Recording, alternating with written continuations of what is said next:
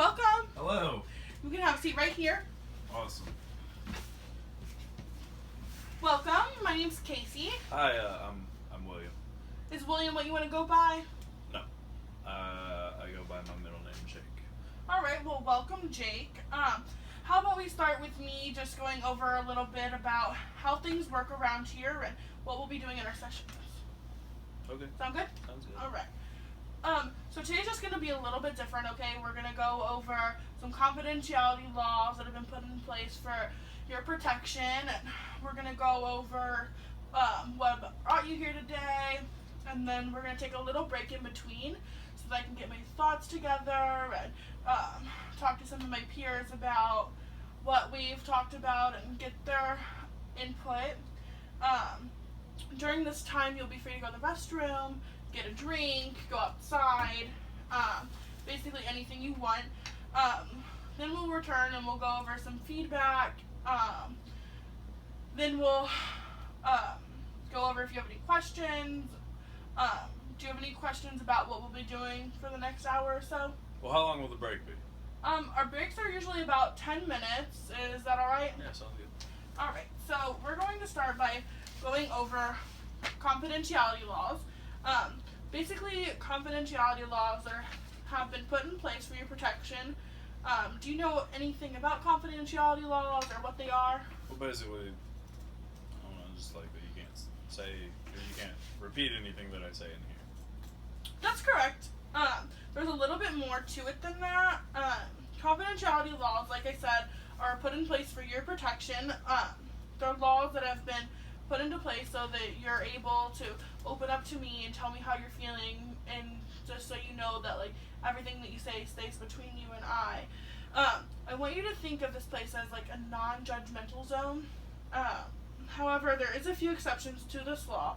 If you tell me anything about having a plan to like harm someone or yourself, I'll be forced to report any abuse or neglect to authorities, any danger done to yourself or others. Do you understand that? Yeah, I think so. Yeah. Okay. Do you have any questions for me about the confidentiality law, the exceptions that it includes, or anything else that will happen during our sessions? Not that I can think of right now. Okay. So if you have anything to ask, just go ahead and ask me throughout the session. We'll stop and I'll answer any questions, okay? Okay. Alright, so I'm just going to have you sign this form right here. So this form is a form of confidentiality. It shows that you understand everything that I've said to you. Right here is where you said, yeah. Everything that we talked about. Signing my life away, right? Alright, so I am actually going to sign this as well, just so you know that I mean it when I say that everything is just between you and I, and that it'll be in private, okay? Alrighty. Okay.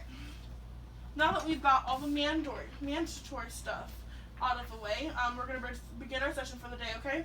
So we're going to start with what brought you here today.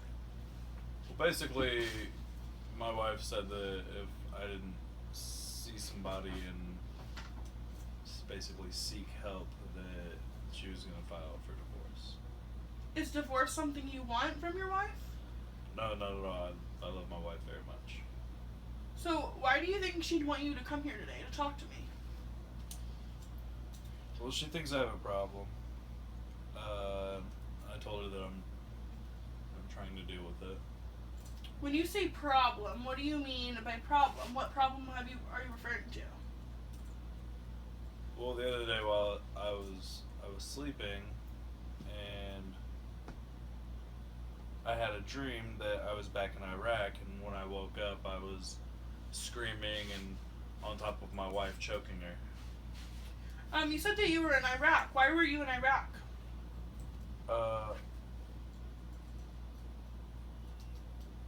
I was in the army. I mean, yeah. You said you were in the army. Does that mean that you're no longer in the army? Yeah, my tour's over. I Okay. discharged. Yeah. So you said that you woke up the other night and you were hurting your wife during a dream that you were having. Do you remember anything about your dream? Well, I dreamt that I was back in Iraq and I was I was asleep in the barracks, Mhm. and somebody had tried to break in and steal the weapons, and there was just a lot of intensity, and everybody was screaming at me to help. Okay, yeah.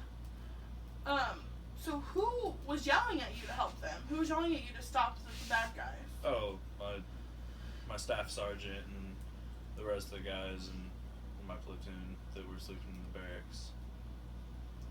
So you thought that you were stopping the enemy from stealing weapons from you guys, but in reality, you were just having a bad dream, and you were actually at home with your wife when this happened.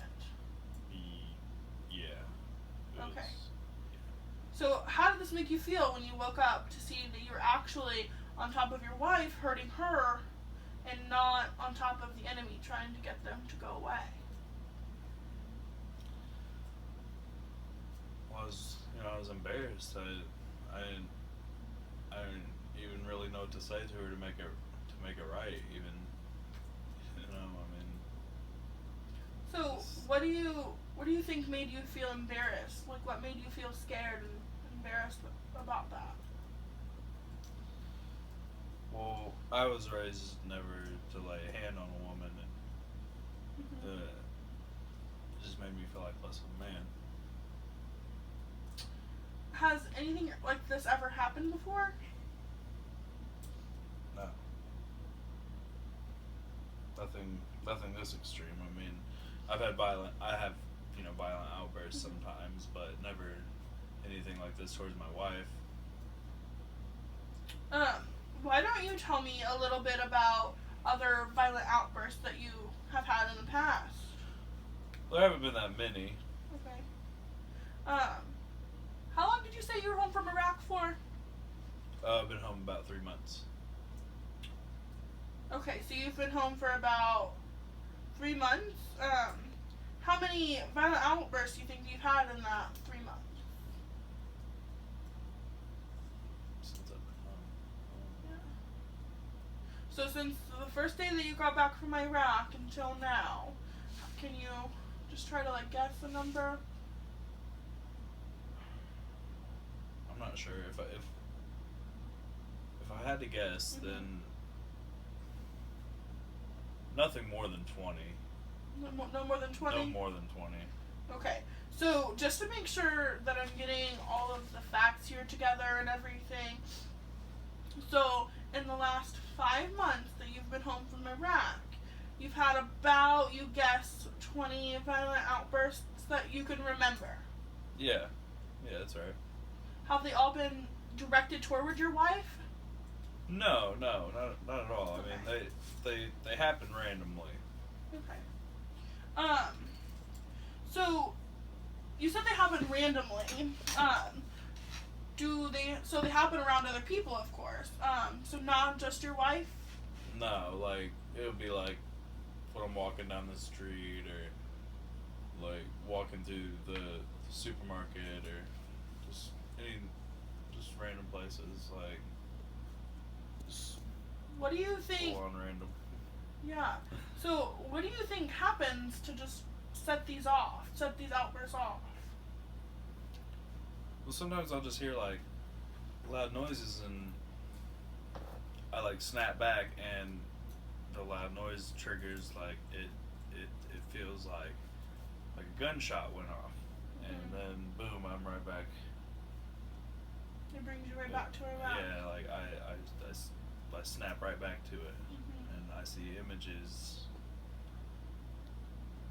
and then I just lose control. So other than loud noises and gunfire and all of that, does anything else set off these outbursts? I don't know. I don't really know. Other than, when I sleep. When you sleep, it brings bad dreams. Yeah, I see images of friends being shot, or Mhm. I have bad dreams about where people were trying to break in, and I had to help. Yeah. Why do you feel like you're the one that had to help during that dream?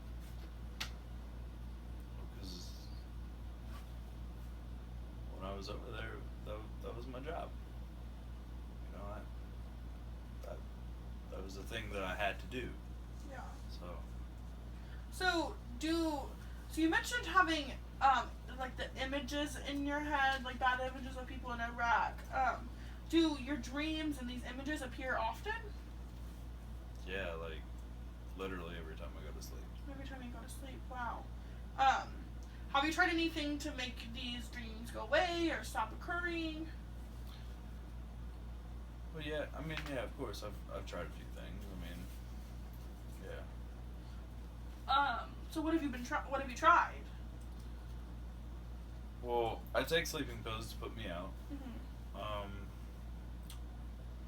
But they haven't been working very well lately.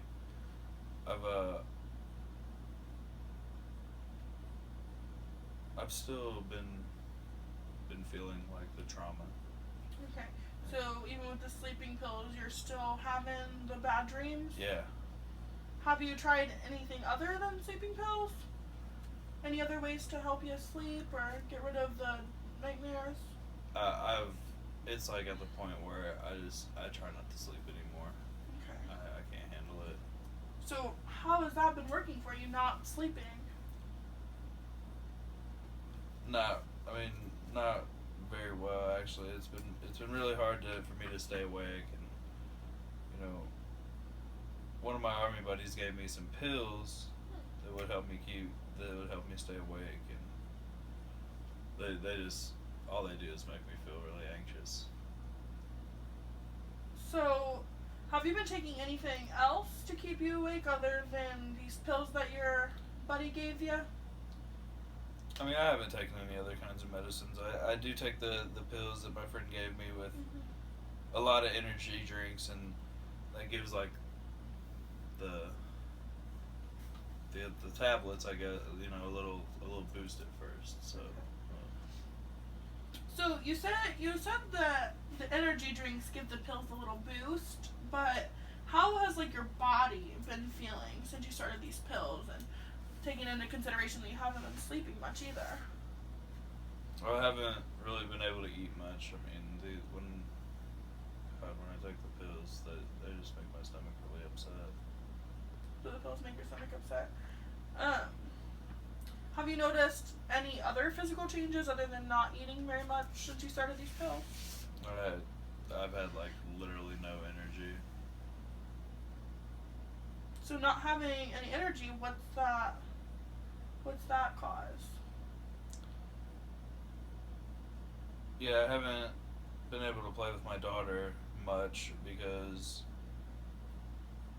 I try to use like the little energy that I do have to keep me awake, and playing with her really takes a lot out of me.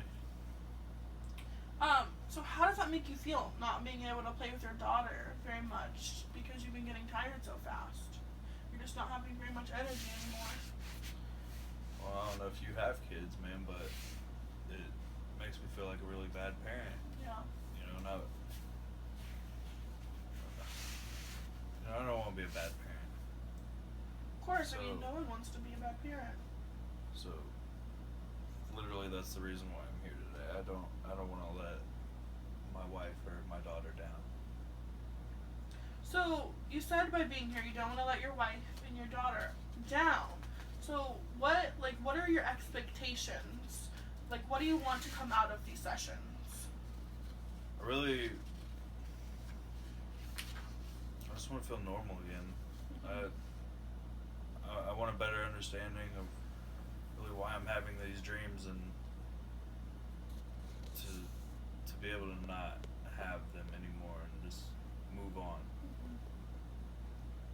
So how do you think that these dreams that you've been having affect your family? Terribly. Yeah. Actually, because my wife is afraid to sleep next to me sometimes. Well, so how does that make you feel, not being able to sleep next to your wife? I mean, it hurts.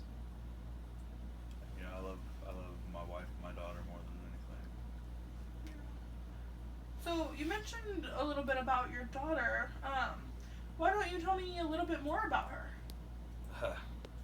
Kinsley. She's 2 years old. She's the coolest kid. She's my everything. Yeah. You said she'll be 2 years old?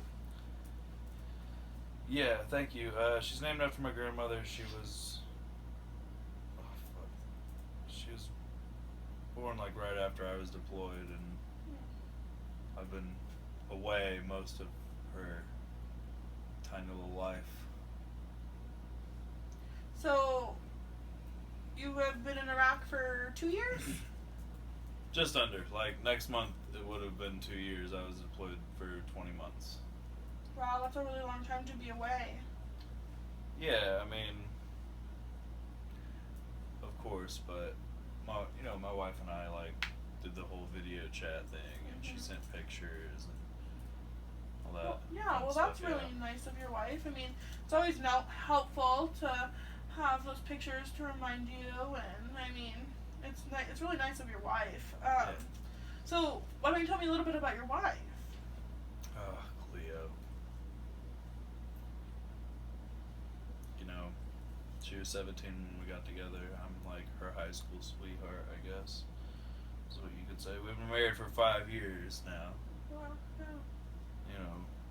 Just under 2 of those, I was in Iraq, and she and my daughter are the reason why I'm alive today. Wow, that must be really tough being away from your wife like that for so long. That's really brave of you. But you had mentioned that they're the reasons why you're alive today. What do you mean by that? Like, why do you think that they're the reasons that you're alive today? I mean, they're the people that are dependent on me to come back safe and sound, and they gave me a reason to live and to be smart, and it helps knowing that there's someone out there that is waiting on you when you're in the middle of everything out there. And I mean, it's really helpful to have such a good support system when you're so far away from home. Like, you don't know where you are, but you always know that you have a home to come back to. absolutely. I mean, that's really, really great of her. How would you describe the relationship between you and your wife? Like, how is it now that you've been back home? I mean, with everything that I've been going through, it's going as expected, not perfect. Yeah. What do you mean by as good as can be expected? She works all the time, and she works all the time, and since I've been discharged, I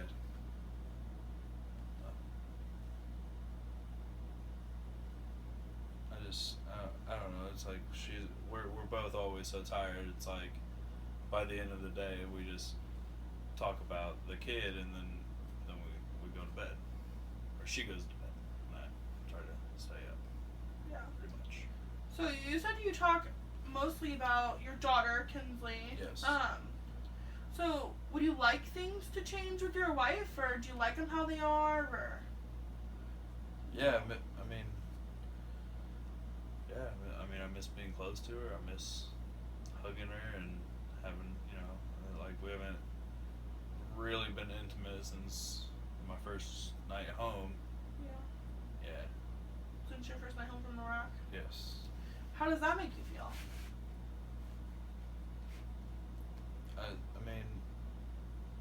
Alone.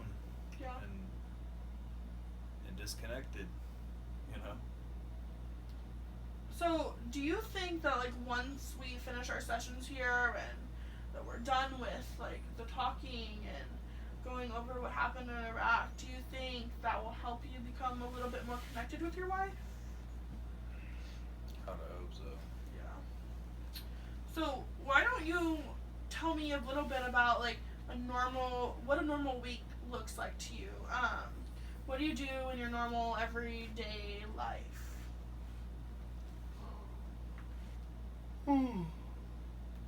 Excuse me. Well, I'm not currently working. Okay. My wife works full time, to pay the bills, and I stay at home with my daughter. But she hired a nanny while I was away, so she cooks and cleans.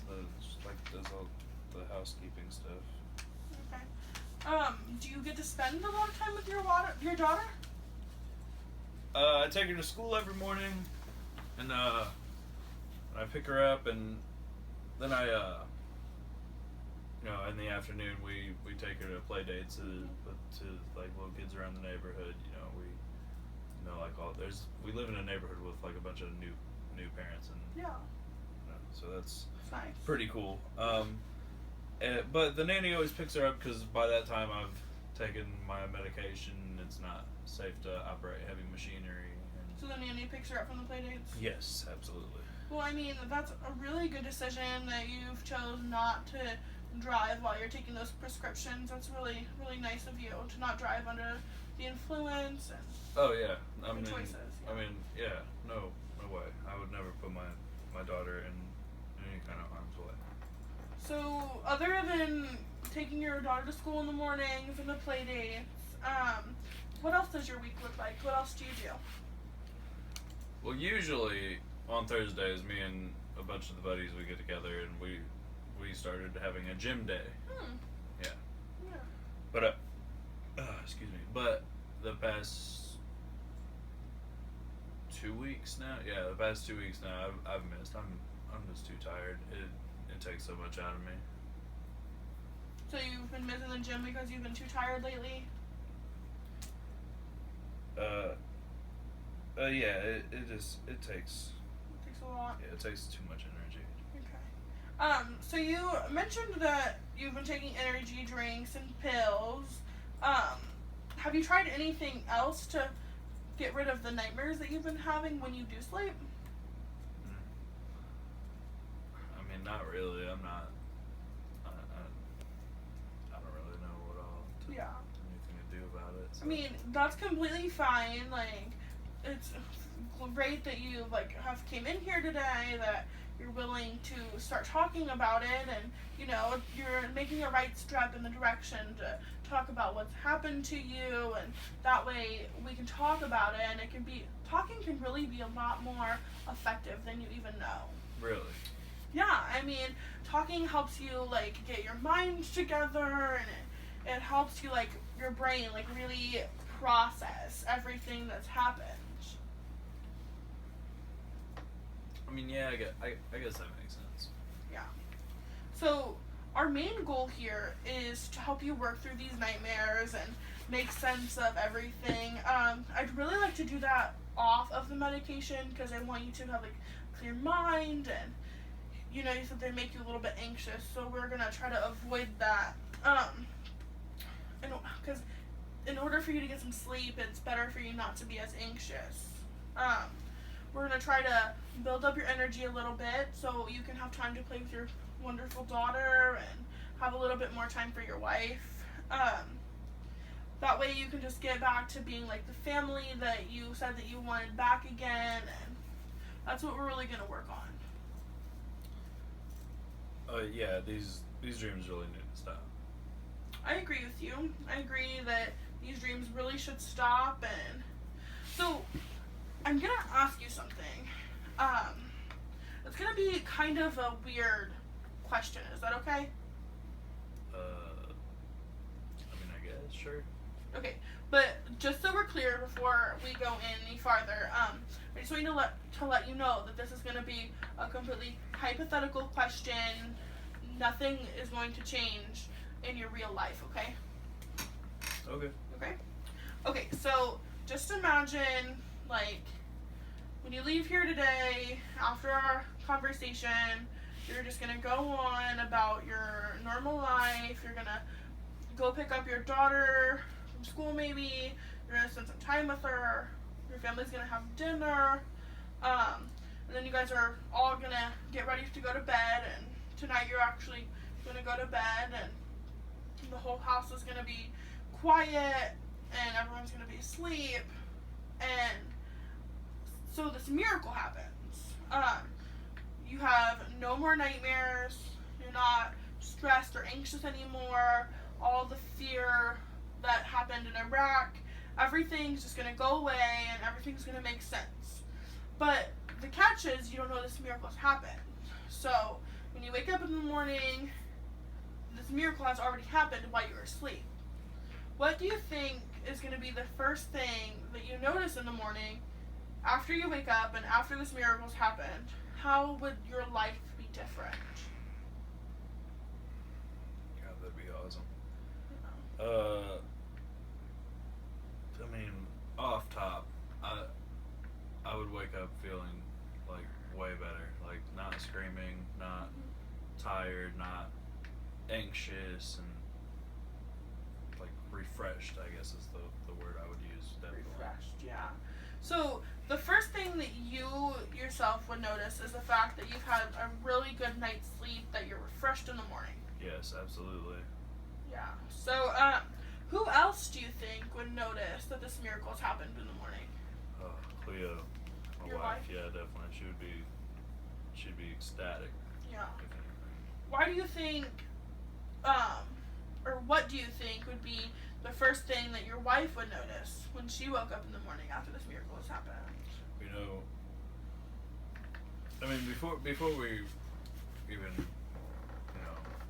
had to separate for me being, she always woke up before I did. Mhm. So the first thing she would notice is that she woke up before me and then come back and I'm still asleep. And I Yeah. actually slept through the whole night and I didn't wake her up with any screams, night terrors, or, I didn't wake up on top of her choking her, and that I would have actually woke up and seen her crack a little smile. Yeah. How would that make you feel, knowing that she's happy, and she sees you that you're still asleep like it used to be? Oh God, the smile on that face, I'd be so excited. Yeah. Yeah, absolutely. I haven't seen my wife smile in a really long time. How do you think this would make your wife feel? Being excited and happy for the first time in a while, actually. I think she'd feel like she was actually married again. Like it used to be. She'd be happy, just overall. So, other than your wife, do you think anyone else would notice a change? Notice that maybe like this miracle had happened? No, definitely my daughter. Daughter. She would notice for sure. What changes do you think your daughter would notice? Well, she's just a toddler, but I'm sure that she would notice, that her mother and I weren't like at each other's throats, and or being like passive aggressive or anything like that. She would notice that, there's actually love there. Yeah. So, you said that she wouldn't notice like you being passive aggressive or like at each other's throats. Does that mean, do you and your wife like fight a lot? We always fight about the same thing. What causes you guys to fight all of the time? Well, I came here to solve one of the fights that we always have, and that's just the fact that she just wants me to get help. In a way, she's right. I needed to get help, so here I am. So, when you say that you need like help and that you're here to get help with the stuff what's going on right now, are you referring to everything that's happened in Iraq? Yeah. Yeah. Okay. So, is there ever like a time when you're not thinking about Iraq and not thinking about all of the bad stuff that happened in Iraq? God, when I'm with my daughter, I try not to think about what happened. Yeah.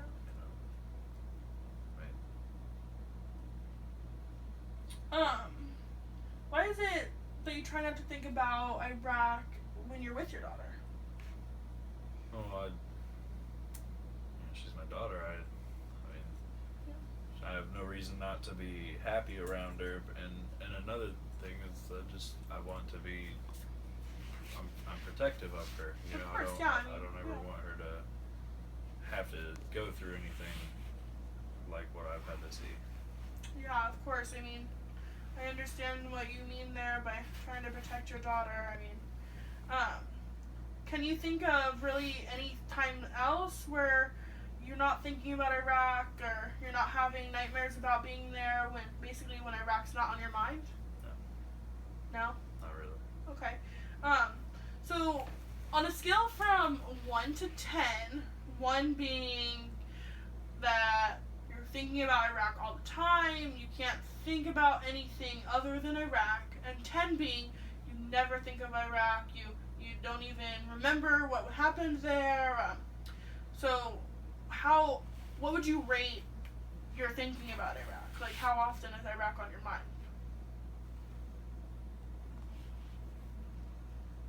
Probably like 8. An 8? Yeah, 8. Okay.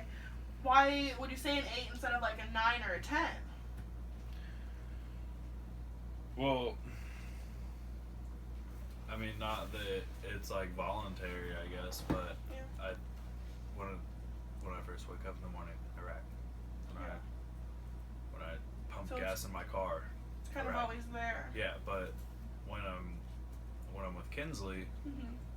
it like seems that I don't know, it kind of dissipates, and you know, I'm around my daughter a lot. Yeah. I love that. I definitely I strive for that, to be around my daughter a lot. So your daughter helps things out a lot, getting your mind off that, right? Oh, absolutely. Okay. So you rated an 8 because your daughter helps you a lot, like get that anxiety down and just not like think about Iraq. So do you like have any suggestions on how we can really like work to get this number down? I think a 5 would be like a good point. Do you know how we can get your 8 down to a 5? I mean, I'm hoping that, you know, me coming to these sessions is gonna pay off and, you know, help out a lot. Yeah. Yeah, so you said that you're hoping that my sessions will help a lot. How will my sessions help you? How do you think they're gonna help? Well, you know, me taking the step to come here, actually, you know, hopefully that's shown my wife that I'm serious, and I'm actually really trying to get help. And, you know, coming here, you know, give me someone else in my life so that I can kind of talk to and not really think about Iraq as much, and making my wife happy is, you know, that's very important to me. Okay. So you said that making your wife happy is really important to you, right? Yeah, she wants me to do this to help myself and not just her, and that's, you know, that's a very selfless thing. Yeah. You know, it's not for her, you know. Mhm. It's because she wants me to be me again. Yeah, definitely. So you said that these sessions are gonna make your wife happy again. Do you think that these sessions with her being happy again is gonna really like help your relationship? So do you think they're gonna help yourself though as well? Oh yeah, I mean really just having like a judgment-free ear to blow steam off in, I'm sure that probably help wonders. Yeah, definitely. I mean, just having someone like be there for you is really good. So I think one of the things that we're gonna start with and helping you get from like an 8 on the scale down to a 5. We should really like compile like a list, maybe a list of like goals that we can do like to help that number come down a little bit more. Oh, excuse me. No, it's okay. Like what kind of goals? Well, I was thinking we can help anything that really will help like get your mind off Iraq and help you, you know, sort of start to not really remove Iraq from your mind, but just help you like move on, you know.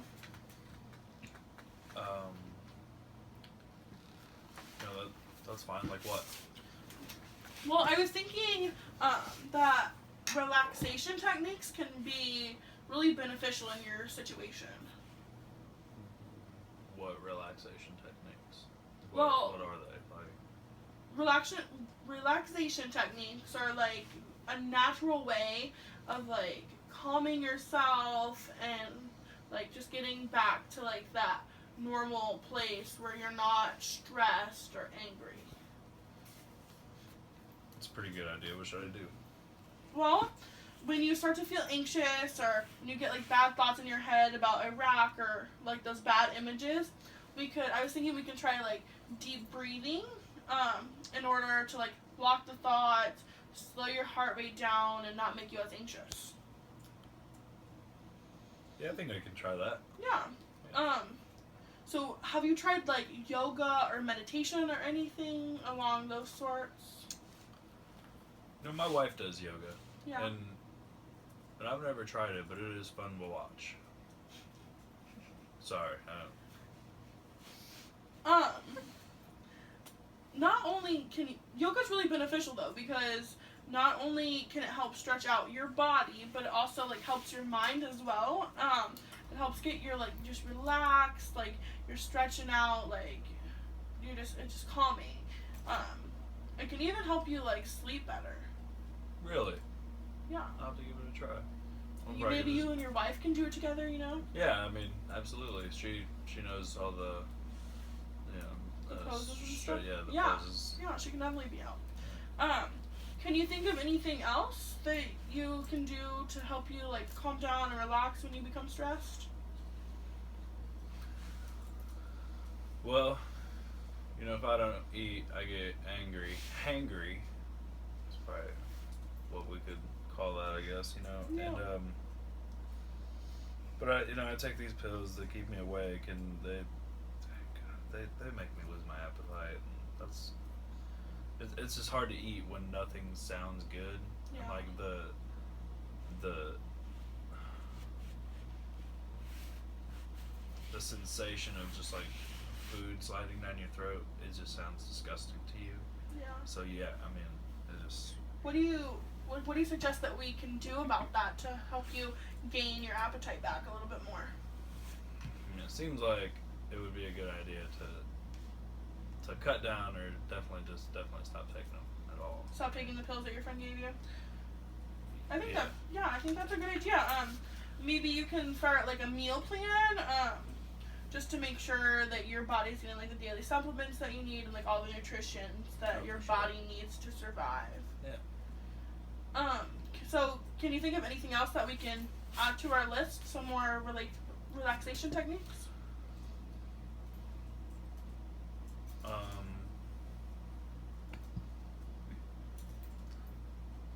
mean, I need to start looking for a job. A job, yeah. That's a really good idea.